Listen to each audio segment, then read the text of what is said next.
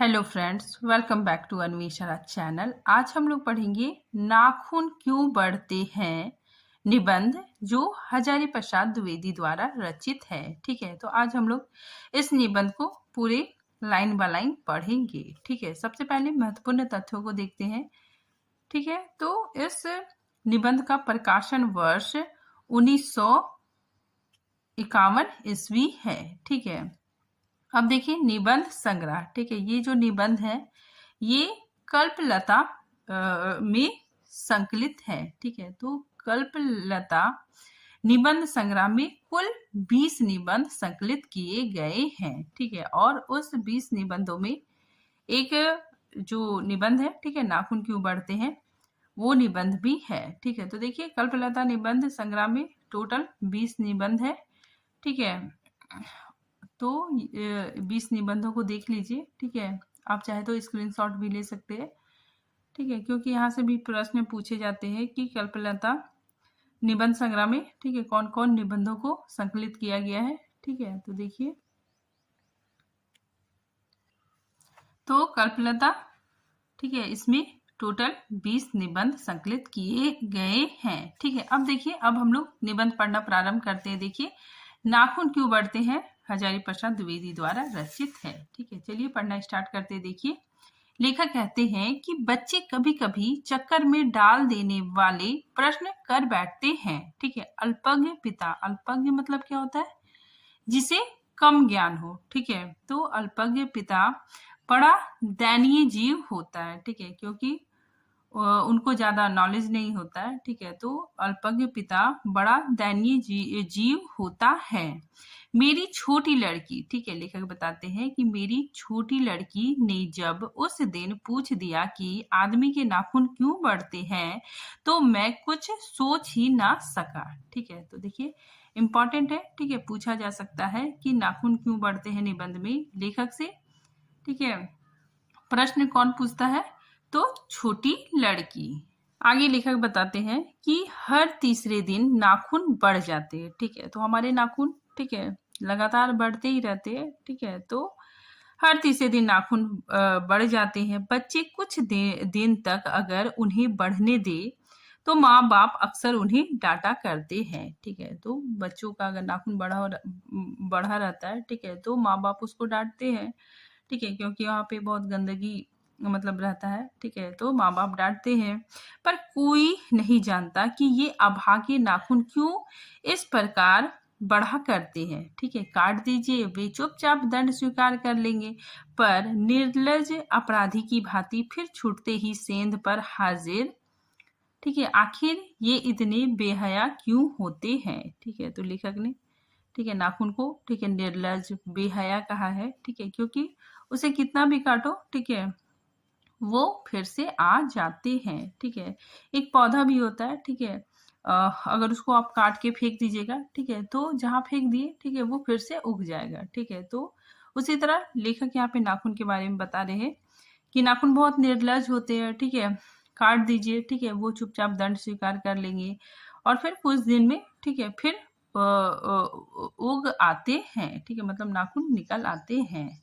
आगे लेखक कहते हैं कि कुछ लाख ही वर्षों की बात है जब मनुष्य जंगली था, वन मानुष जैसा। ठीक है, मतलब लेखक बताते हैं कि कुछ लाख वर्षों पहले की बात है। ठीक है, जब मनुष्य वन मानुष, ठीक है, मतलब आदि मानव था। ठीक है, उसे नाखून की जरूरत थी, उसकी जीवन रक्षा के लिए नाखून बहुत जरूरी थे। ठीक है, तो जो आदि मानव थे, ठीक है, उनके लिए नाखून बहुत ही जरूरी चीज माना जाता था। ठीक है, जरूरी चीज था, क्योंकि असल में वही उसके अस्त्र थे। ठीक है, फिर आगे लेखक बताते हैं कि दांत भी थे, पर नाखून के बाद ही उसका स्थान था। उन दिनों उसे जूझना पड़ता था। ठीक है, प्रतिद्वंदियों को पछाड़ना पड़ता था। नाखून उसके लिए आवश्यक अंग थे। ठीक है, तो आदिमानव के लिए, ठीक है, नाखून बहुत आवश्यक अंग थे। फिर धीरे धीरे वह अपने अंगों से बाहर की वस्तुओं का सहारा लेने लगा। ठीक है, मतलब जो हमारे पूर्वज है, ठीक है, वो धीरे धीरे, ठीक है, उनका बौद्धिक विकास होने लगा, ठीक है, और वे बाहर की वस्तुओं का सहारा लेने लगे। पत्थर के ढेले और पेड़ की डाले काम में लेने लगे, ठीक है, मतलब औजार बनाने लग गए, ठीक है। पत्थर के ढेले, पेड़ के डाले काम में लेने लगे, ठीक है। आगे लेखक एक एग्जाम्पल उदाहरण देते हैं कि रामचंद्र जी की वानरी सेना के पास ऐसे ही अस्त्र थे, ठीक है। पत्थर के ढेले और पेड़ के डाले, ठीक है, ऐसे ही अस्त्र थे, ठीक है। फिर आगे लेखक कहते हैं, फिर जो मानव जाति था, ठीक है, उसने हड्डियों को भी हथियार बनाए।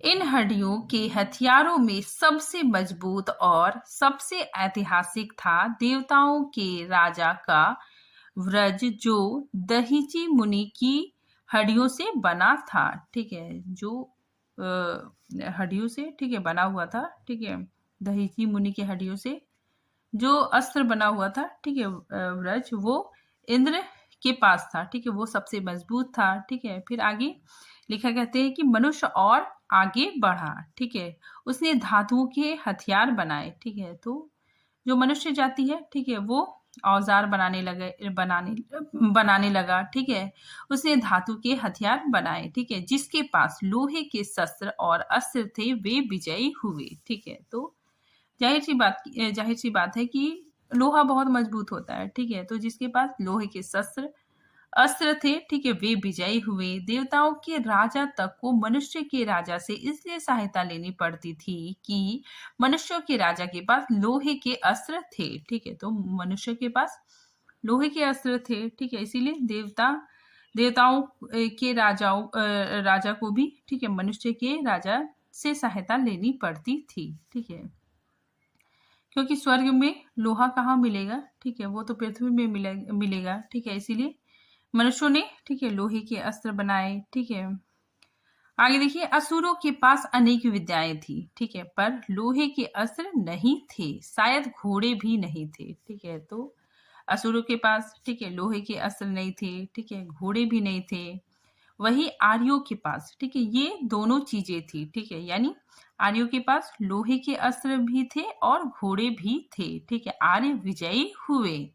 फिर इतिहास अपनी गति से बढ़ता गया, ठीक है, नाग हारे, सुपर्ण हारे, यक्ष हारे, गांधर्व हारे, असुर हारे, राक्षस हारे, लोहे के अस्त्र ने बाजी मार ली, ठीक है।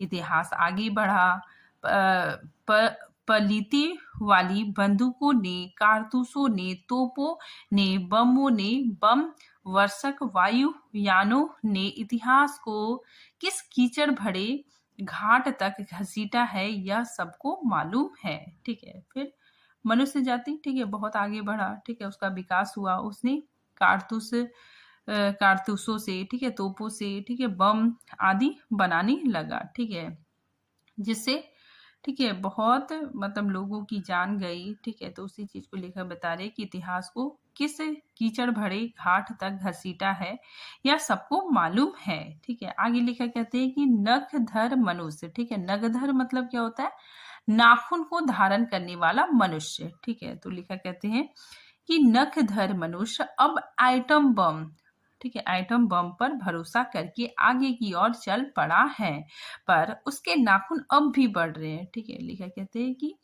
अभी भी मनुष्य है, ठीक है, उसके नाखून अब भी बढ़ रहे हैं, अब भी प्राकृतिक मनुष्य को उसके भीतर वाले अस्त्र से वंचित नहीं कर रही है। अब भी वह याद दिला देती है कि तुम्हारे नाखून को भुलाया नहीं जा सकता, तुम वही लाख वर्ष पहले के नख दंता लंबी जीव हो, ठीक है। नख दंता लंबी मतलब क्या हो गया, नाखून और लंबे दांत वाले जीव हो, ठीक है, पशु के साथ एक ही सतह पर विचरने और चरने वाले, ठीक है। तो प्रकृति, ठीक है, हम लोगों को, ठीक है, मनुष्य को बताती है कि तुम वही नख दंता लंबी जीव हो, ठीक है, जो पशु के साथ, ठीक है, एक ही साथ विचरते थे, ठीक है, और एक ही साथ चरने वाले थे, ठीक है। आगे लिखा कहते हैं, तदा किम, मैं मैं हैरान होकर सोचता हूँ कि मनुष्य आज अपने बच्चों को नाखून ना काटने के लिए डांटता है। ठीक है, मतलब आज का जो मनुष्य है, ठीक है, अगर बच्चे नाखून नहीं काटते हैं, ठीक है, तो उसको डांट मिलती है। ठीक है। फिर लेखक आगे कहते हैं कि किसी दिन कुछ थोड़े लाख वर्ष पूर्व वह अपने बच्चों को नाखून नष्ट करने पर डांटता रहा होगा। ठीक है, तो कुछ लाख वर्षों पहले, ठीक है, पहले मतलब जो बच्चे होते होंगे, ठीक है, अगर वो अपने नाखून, ठीक है, नष्ट करते होंगे, ठीक है, या उनका नाखून टूट जाता होगा, तो उनके जो माता पिता होंगे, ठीक है, वो डांटते होंगे। ठीक है, लेकिन प्रकृति है कि वह अब भी नाखून को जिलाई जा रही है और मनुष्य है कि वह अब भी उसे काटे जा रहा है। ठीक है, वे कमबख्त रोज बढ़ते हैं। ठीक है, नाखून क्या होते हैं कि वो रोज बढ़ते हैं। ठीक है, क्योंकि वे अंधे हैं। ठीक है, वे किसके लिए आए? नाखून के लिए। ठीक है, तो लेखक कहते हैं कि जो नाखून है, ठीक है, वे अंधे हैं, नहीं जानते कि मनुष्य को इससे कोटि कोटि गुना शक्तिशाली अस्त्र मिल चुका है। ठीक है, तो लेखक कहते हैं कि जो नाखून है, ठीक है, वो तो अंधे है। ठीक है, जो प्रकृति है वो अंधे है। ठीक है, उन्हें मालूम नहीं कि मनुष्य को, ठीक है, इससे भी ज्यादा अधिक शक्तिशाली अस्त्र मिल चुके हैं। ठीक है, आगे लेखक कहते हैं, मुझे ऐसा लगता है कि मनुष्य अब नाखून को नहीं चाहता। उसके भीतर बर्बर युग का कोई अवशेष रह जाए। ठीक है, बर्बर युग मतलब क्या हो गया कि उस समय का युग जब हम असभ हुआ करते थे। ठीक है, तो बर्बर युग का कोई अवशेष रह जाए यह उसे असहाय है। ठीक है, लेकिन यह कैसे कहूं, नाखून काटने से क्या होता है? ठीक है, लेखक कहते हैं कि नाखून काटने से क्या होता है? मनुष्य की बर्बरता घटी कहाँ है, वह तो बढ़ती जा रही है। ठीक है, फिर आगे लेखक, ठीक है, कहते हैं कि मनुष्य के इतिहास में, ठीक है, मनुष्य के इतिहास में हिरोशिमा का हत्या कांड बार बार थोड़े ही हुआ है, यह तो उसका नवीनतम रूप है। ठीक है, तो लेखक यहाँ पे, ठीक है, जापान में हिरोशिमा और नागासाकी, ठीक है, पर परमाणु बम गिराए गए थे। ठीक है, उसका जिक्र करते हुए कहते हैं कि हिरोशिमा का हत्याकांड बार बार थोड़ी ही हुआ है। ठीक है, यह तो उसका नवीनतम रूप है।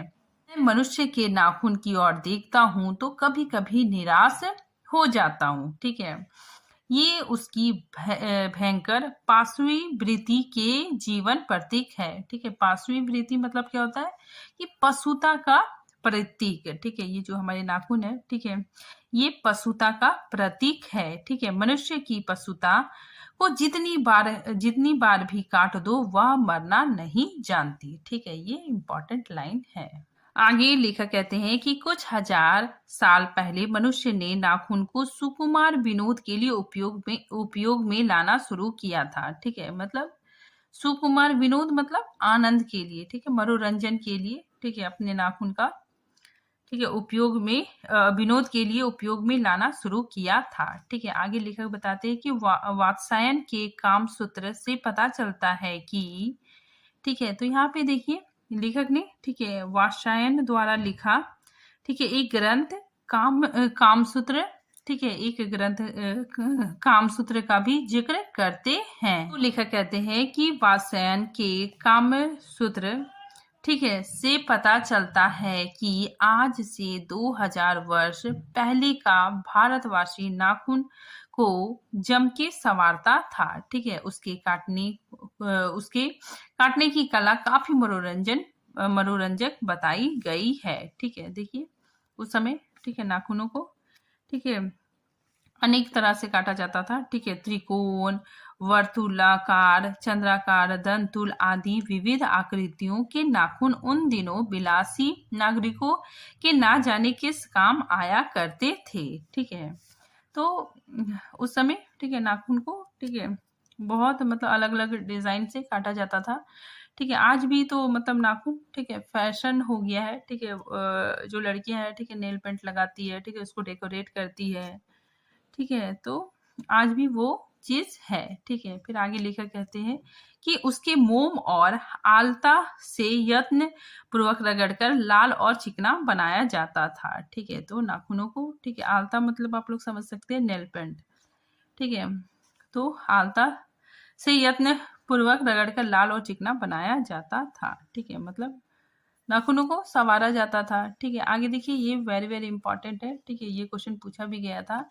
ठीक है, तो देखिए, गौड़ देश के लोग उन दिनों बड़े बड़े नखों को पसंद करते थे। ठीक है, और दक्षिणात्य लोग छोटे छोटे नखों को पसंद करते थे। ठीक है, तो इंपॉर्टेंट है। ठीक है, गौड़ देश के लोग बड़े बड़े नखों को पसंद करते थे। ठीक है, और दक्षिणात्य लोग छोटे छोटे नखों को पसंद करते थे। ठीक है, आगे लिखा कहते हैं कि अपनी अपनी रुचि है, देश देश की भी और काल की भी, लेकिन समस्त अधोगामिनी वृत्तियां, ठीक है, अधोगामिनी वृत्तियां मतलब नीचे की तरफ ले जाने वाली वृत्तियां। ठीक है, तो अधोगामी वृत्तियों की और नीचे खींचने वाली वस्तुओं को भारतवर्ष ने मनुष्योचित बनाया है।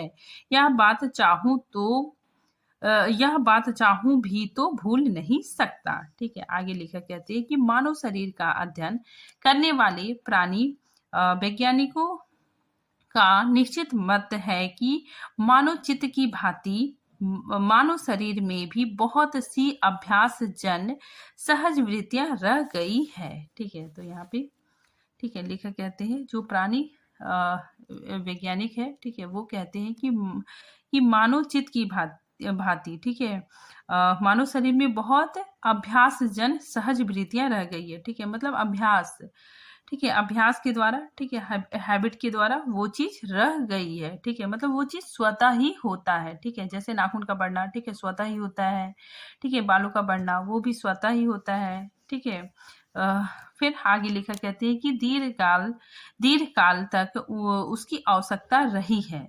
अतएव शरीर ने अपने भीतर एक ऐसा गुण पैदा कर लिया है कि वह वृत्तियां अनायास ही, ठीक है, मतलब अपने आप अनायास ही शरीर के अनजान में भी अपने आप काम करती है। ठीक है, मतलब ये सारी चीजें स्वतः बढ़ती है। ठीक है, नाखून का बढ़ना उनमें से एक है। ठीक है, केस का बढ़ना दूसरा है। ठीक है, दांत का दोबारा उठना तीसरा है, पलकों का गिरना चौथा है। ठीक है, तो कभी कभी आप देखते होंगे कि पलक है, ठीक है, वो टूटकर गिर जाते हैं। ठीक है, तो ये चार चीजें अपने आप ही होते हैं। ठीक है, क्योंकि इसका एक लंबे समय तक प्रयोग किया जा रहा है। ठीक है, तो ये चीजें अपने आप होती है। ठीक है, और असल में सहजात वृत्तियां, ठीक है, सहजात वृत्तियां मतलब साथ साथ चलने वाली, ठीक है, जो मतलब जन्मजात हो। ठीक है, तो सहजात वृत्तियां अनजान की स्मृतियों को ही कहते हैं। हमारी भाषा में भी इसके उदाहरण मिलते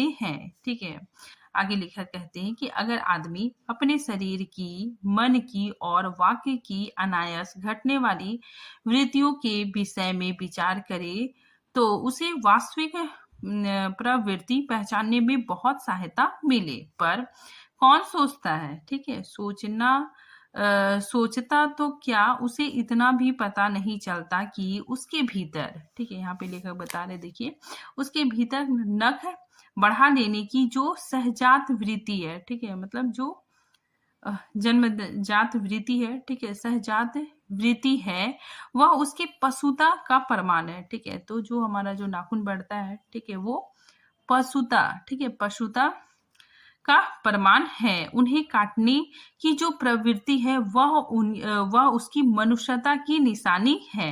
ठीक है, इंपॉर्टेंट है, यहाँ लेखक बताते हैं कि अगर हम नाखून को बढ़ने देते हैं, ठीक है, तो वो पशुता की निशानी है। ठीक है, अगर हम उसको काट देते हैं तो मनुष्यता की निशानी है।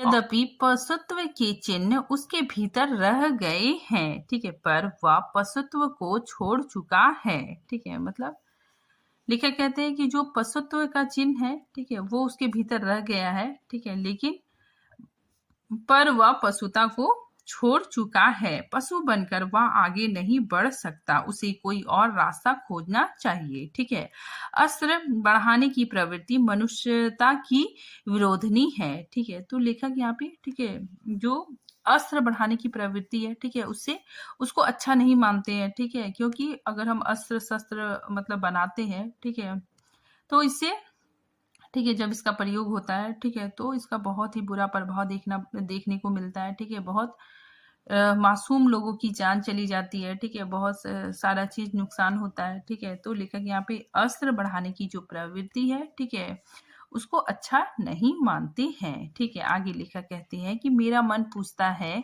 किस और बढ़ रहा है, पशुता की ओर या मनुष्यता की ओर, अस्त्र बढ़ाने की ओर या अस्त्र काटने की ओर। मेरी निबोध बालिका ने मानो मनुष्य जाति से ही प्रश्न किया है, जानते हो नाखून क्यों बढ़ते हैं? यह हमारी पशुता के अवशेष है, ठीक है। तो लेखक कहते हैं कि यह हमारी पशुता के अवशेष है। मैं पूछता हूँ, जानते हो ये अस्त्र शस्त्र क्यों बढ़ते हैं? ये हमारी पशुता की निशानी है, ठीक है। तो लेखक यहाँ कहते हैं कि नाखून का बढ़ना पशुता की निशानी है, ठीक है, वैसे ही अस्त्र शस्त्र का बढ़ना पशुता की निशानी है। आगे देखिए, लेखक कहते हैं कि भारतीय भाषाओं में प्रायः ही अंग्रेजी के इंडिपेंडेंस शब्द का समानार्थक शब्द नहीं बृहत होता है, ठीक है। तो लेखक क्या कहते हैं कि इंडिपेंडेंट शब्द का कोई भी समानार्थक शब्द नहीं है, ठीक है। 15 अगस्त को जब अंग्रेजी भाषा के पत्र इंडिपेंडेंस की घोषणा कर रहे थे, वहीं देसी भाषा के पत्र स्वाधीनता दिवस की चर्चा कर रहे थे, ठीक है। तो यहाँ पे जो लेखक है, ठीक है, वो इंडिपेंडेंस शब्द का अर्थ और स्वाधीनता, ठीक है, शब्द का अर्थ बताते हैं कि, तो यहाँ पे लेखक इंडिपेंडेंट का अर्थ बताते हैं, ठीक है। तो देखिए, इंडिपेंडेंट का अर्थ है अधीनता या किसी की अधीनता का अभाव, ठीक है। तो इंडिपेंडेंट का अर्थ है, ठीक है, मतलब किसी के अधीन नहीं होना, ठीक है, आप किसी के भी अधीन नहीं है, ठीक है। वही स्वाधीनता शब्द का अर्थ है अपने ही अधीन रहना, ठीक है, मतलब स्वाधीनता का अर्थ है, ठीक है, अपने ही अधीन रहना, ठीक है, मतलब खुद के बंधन में बंधा रहना, ठीक है। अंग्रेजी में कहना हो तो सेल्फ डिपेंड कर सकते हैं, ठीक है। तो स्वाधीनता को, ठीक है, अगर आप अंग्रेजी में कहना चाहते हैं तो इसे सेल्फ डिपेंड कर सकते हैं, ठीक है। फिर आगे लेखक कहते हैं कि मैं कभी कभी सोचता हूँ कि इतने दिनों तक अंग्रेजी की अनुवर्तिका करने के बाद भी भारतवर्ष इंडिपेंडेंट को अनधीनता क्यों नहीं कह सका, ठीक है। उसने अपने आजादी के जितने भी नाम रखे, ठीक है, लेखक बताते हैं कि उसने अपने आजादी के जितने भी नामकरण किए, ठीक है, स्वतंत्रता, स्वराज, स्वाधीनता, उन सब में ठीक है, स्व का बंधन अवश्य रखा, ठीक है। यह क्या संयोग की बात है या हमारी समुचित परंपरा ही अनजान में हमारी भाषा के द्वारा प्रकट होती रही है? मुझे प्राणी विज्ञानी की बात फिर याद आ जाती है, ठीक है। ये जो लाइन है, ठीक है, इंपॉर्टेंट है, ठीक है। लेखक कहते हैं कि सहजात वृत्तियां अनजानी स्मृतियों का ही नाम है, ठीक है, वेरी वेरी इंपॉर्टेंट है, ठीक है। सहजात वृत्तियां मतलब जो, ठीक है, आपके साथ बढ़ती है, ठीक है, मतलब जो जन्मजात प्रवृत्तियां हैं, ठीक है, वो अनजानी, ठीक है, अनजान तरीके से बढ़ती चली जाती है, ठीक है। तो सहजात वृत्तियां अनजानी स्मृतियों का ही नाम है, ठीक है, वेरी वेरी इंपॉर्टेंट लाइन, ठीक है। आगे लिखा कहते हैं कि स्वराज्य होने के बाद स्वभावतः ही हमारे नेता और विचारशील नागरिक सोचने लगे हैं कि इस देश को सच्चे अर्थ में सुखी कैसे बनाया जाए, ठीक है। हमारे देश के लोग पहली बार यह सब सोचने लगे हो, ऐसी बात नहीं है। हमारा इतिहास बहुत पुराना है, हमारे शास्त्रों में इन समस्या को नाना भावों और नाना पहलुओं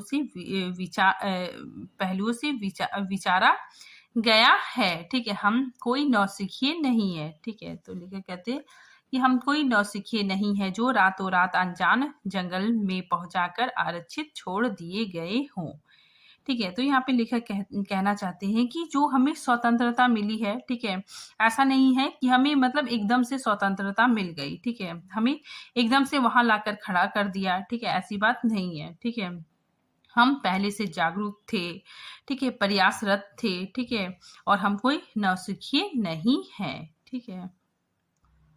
हमारी परंपरा महिमामयी, उत्तराधिकारी विपुल और संस्कार उज्जवल है। ठीक है, हमारे अनजान में भी ये बातें हमें एक खास दिशा में सोचने की प्रेरणा देती है। यह जरूरी है कि परिस्थितियां बदल गई। ठीक है, लेखक कहते हैं यह जरूर है कि परिस्थितियां बदल गई, उपकरण नए हो गए और उलझनों की मात्रा भी बहुत बढ़ गई, पर मूल समस्या, ठीक है, मूल समस्याएं बहुत अधिक नहीं बदली है। ठीक है, भारतीय चित्त जो आज भी अनधीनता के रूप में ना सोचकर स्वाधीनता के रूप में सोचता है। ठीक है, तो लेखक कहते हैं कि जो हमारी पहले से संस्कार दिए गए हैं, ठीक है, आज उसी का परिणाम है। ठीक है, कि हम अनधीनता, ठीक है, को ना सोचकर स्वाधीनता के रूप में सोचते हैं। ठीक है, स्वाधीनता मतलब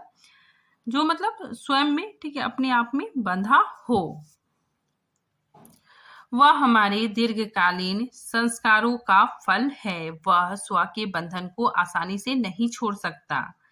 ठीक है, अपने आप पर अपने द्वारा लगाया हुआ बंधन हमारी संस्कृति की बड़ी भारी विशेषता है। ठीक है, मैं ऐसा तो नहीं मानता कि जो कुछ, ठीक है, हमारा पुराना है, जो कुछ हमारा विशेष है, उससे हम चिपटे ही रहे। पुराने का मोह सब समय वांछनीय ही नहीं होता। ठीक है, तो यहाँ पे लेखक बता रहे हैं कि जो पुरानी मान्यताएं हैं, ठीक है, पुरानी परंपरा है, ठीक है, उससे हमेशा चिपटे रहना, ठीक है, ये जरूरी नहीं है। ठीक है, आगे लेखक एक एग्जाम्पल देके बताते हैं कि मरे बच्चे को गोद में दबाए रहने वाली बंदरिया मनुष्य का आदर्श नहीं बन सकती। ठीक है, तो यहाँ पे लेखक एग्जाम्पल देके बताना चाहे कि जो पुरानी परंपरा है, ठीक है, जो पुराने आदर्श है, ठीक है, जो पुराने मतलब जो कुछ भी है, ठीक है, नियम, ठीक है, तो ये जरूरी नहीं है, ठीक है, कि हम उसको, ठीक है, उसको लेकर मतलब चलते रहे। ठीक है, अगर उसमें कुछ बुराइयां हैं, ठीक है, तो उसे हम छोड़ सकते हैं।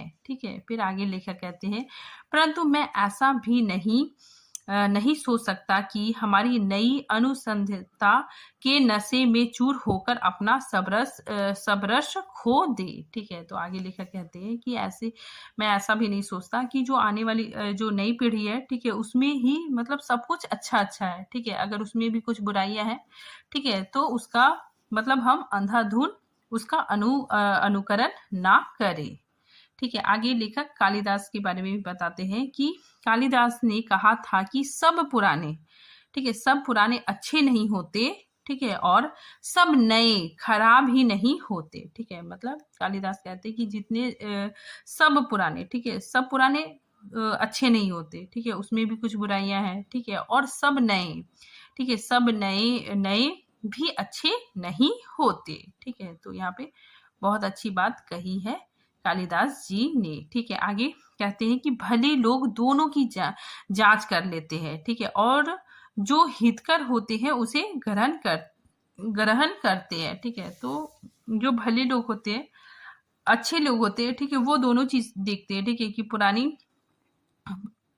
पुराने में क्या क्या अच्छी चीजें हैं, ठीक है, उसको ग्रहण कर लिए, और नए में जो अच्छी चीज है, ठीक है, उसको ग्रहण कर लिए। ठीक है, तो भले लोग दोनों की जांच कर लेते हैं, ठीक है, जो हितकर होते हैं उसे ग्रहण करते हैं, और मूढ़ लोग, ठीक है, जो बेवकूफ लोग होते हैं, दूसरों के इशारों पर भटकते रहते हैं। सो हमें परीक्षा करके हितकर बात सोच लेनी होगी, और अगर पूर्व संचित भंडार में, ठीक है, जो पुरानी चीजें हैं, ठीक है, पुरानी पीढ़ी की जो चीजें हैं, ठीक है, अगर उसमें हितकर वस्तु मिल जाती है तो बहुत अच्छी बात है। ठीक है, तो लेखक वही कहते हैं कि हमारे पूर्व संचित भंडार में वह हितकर वस्तु निकल आए तो इससे बढ़कर और क्या हो सकता है। ठीक है, आगे लेखक कहते हैं कि जातियां, ठीक है, जातियां इस देश में अनेक आई और लड़ती झगड़ती भी रही, फिर प्रेम पूर्वक बस भी गई।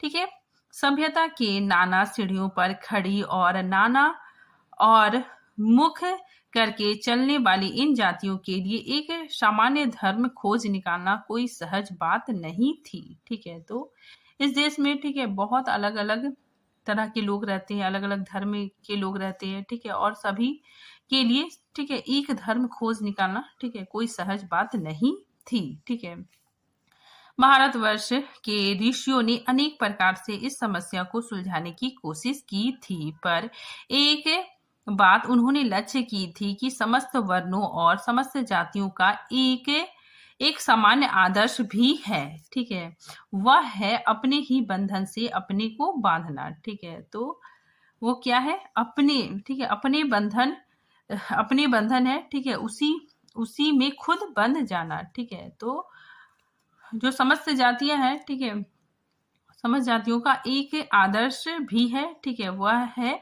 अपने ही बंधन से अपने को बांधना। ठीक है, आगे लेखक कहते हैं कि मनुष्य पशु से किस बात में भिन्न है। ठीक है, आहार, निद्रा आदि पशु सुलभ स्वभाव उसके ठीक वैसे ही है जैसे अन्य प्राणियों के। ठीक है, तो यहाँ पे लेखक कहते हैं कि मनुष्य और पशु, ठीक है, ये दोनों मतलब आहार, निद्रा, ठीक है, ये सारी चीजें सेम है। ठीक है, लेकिन वह फिर भी पशु से भिन्न है। ठीक है, क्योंकि जो मनुष्य है, ठीक है, उसमें संयम है, दूसरों के सुख दुख के प्रति संवेदना है, श्रद्धा है, तप है, त्याग है। ठीक है, यह मनुष्य के स्वयं के उद्वाहित बंधन है। ठीक है, इसीलिए मनुष्य झगड़े टट्टे को अपना आदर्श नहीं मानता। ठीक है, गुस्से में आकर चढ़ दौड़ने वाले अविवेकी को बुरा समझता है और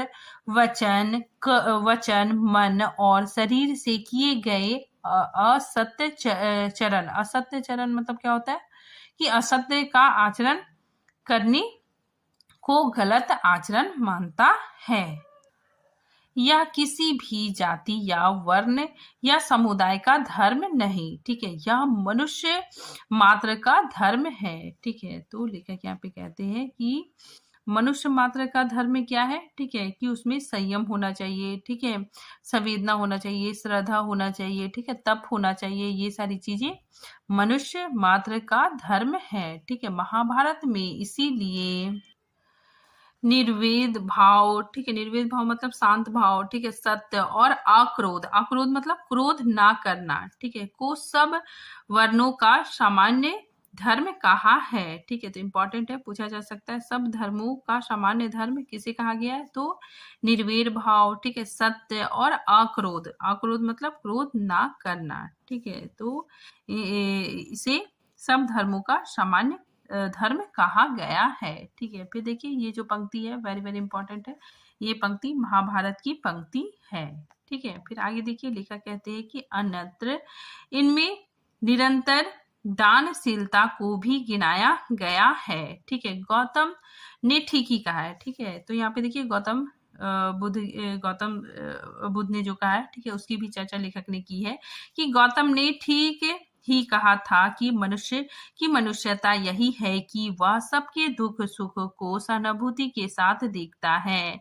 यह आत्मनिर्मित बंधन ही मनुष्य को मनुष्य बनाता है। ठीक है, अहिंसा, सत्य और अक्रोध मूलक धर्म का मूल पुरुष यही है। मुझे आश्चर्य होता है कि अनजान में भी हमारी भाषा में यह भाव कैसे रह गया, लेकिन मुझे नाखून के बढ़ने पर आश्चर्य हुआ था। ठीक है, फिर देखिए ये भी इंपॉर्टेंट है कि अज्ञान सर्वत्र आदमी को पछाड़ता है। ठीक है, और आदमी है कि सदा उससे लोहा लेने को कमर कसे है। ठीक है, इंपॉर्टेंट लाइन है।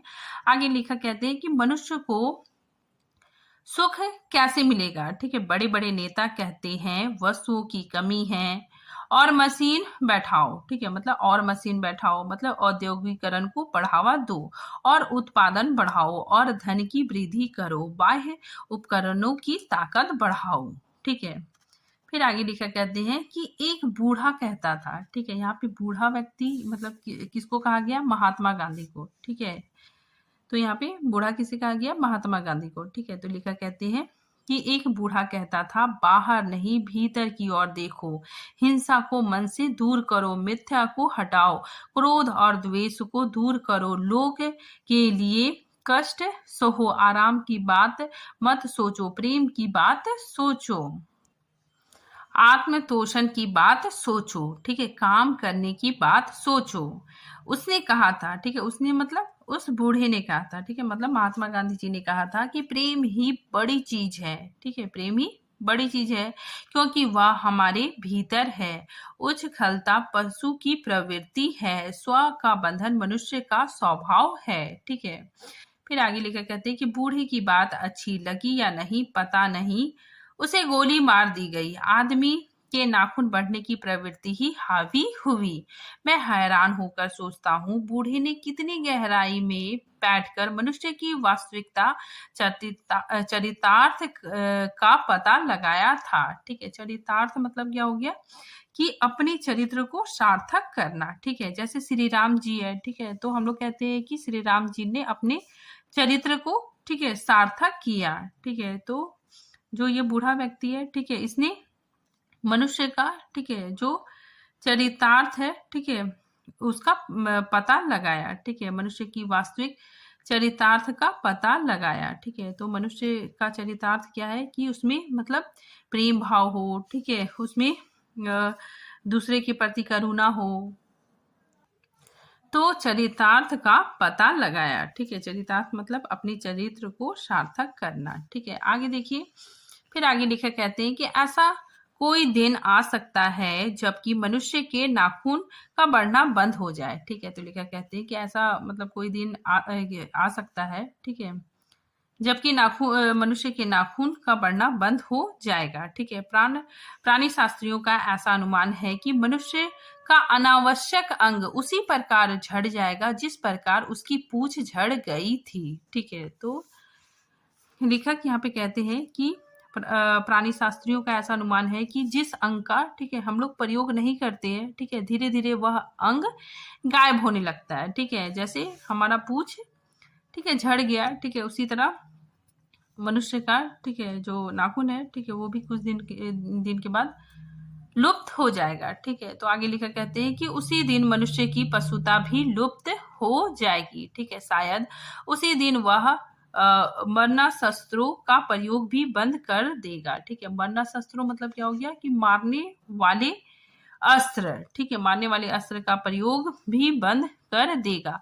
तब तक इस बात से छोटे बच्चों को परिचित करा देना वांछनीय जान पड़ता है कि नाखून का बढ़ना, ठीक है, यहाँ पे लेखक बता रहे हैं कि नाखून का बढ़ना मनुष्य के भीतर की पशुता की निशानी है, ठीक है, और उसे नहीं बढ़ने देना मनुष्य की अपनी इच्छा और अपना आदर्श है, ठीक है। वेरी वेरी इंपॉर्टेंट लाइन, ठीक है। आगे लिखकर कहते हैं कि वृहत जीवन में रोकना मनुष्यता का तकाजा है। मनुष्य में जो घृणा है, ठीक है, आगे लिखकर कहते हैं कि मनुष्य के अंदर जो घृणा है, ठीक है, जो अनायास बिना सिखाए आ जाता है, ठीक है। तो ये जो हमारे अंदर घृणा है, ठीक है, वो भी पशुता का प्रतीक है, ठीक है, वो हमारे अंदर, ठीक है, वो अनायास ही आ जाता है, ठीक है, बिना सीखे ही आ जाता है। वह पशुता का द्योतक है, ठीक है, जो घृणा हमारे अंदर है, ठीक है, वो पशुता का द्योतक है और अपने को संयत रखना, दूसरे के मनोभावों का आदर करना मनुष्य का स्वधर्म है, ठीक है। मनुष्य का स्वधर्म है मतलब अपना धर्म है। बच्चे यह जाने तो अच्छा हो कि अभ्यास और तप, ठीक है, अभ्यास और तप मतलब लगन या मेहनत से प्राप्त वस्तुएं मनुष्य की महिमा को सूचित करती है, मनुष्य की महिमा को सूचित करती है, ठीक है, मतलब मनुष्य के बड़प्पन को बतलाती है।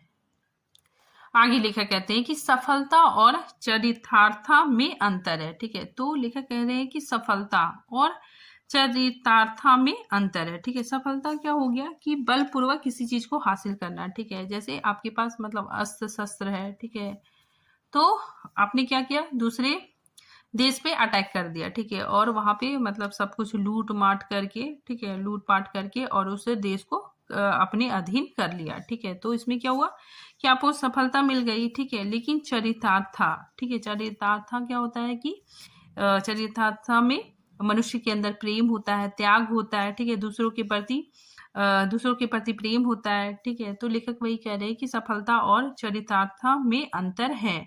मनुष्य मरणास्त्रों, ठीक है, मरणास्त्रों मतलब मारने वाले अस्त्रों के संचयन से, बाह्य उपकरणों के बाहुल्य से उस वस्तु को पा भी सकता है जिसे उसने बड़े आडंबर के साथ सफलता का नाम दे रखा है। परंतु मनुष्य की चरितार्थता प्रेम में है। ठीक है, इंपॉर्टेंट है।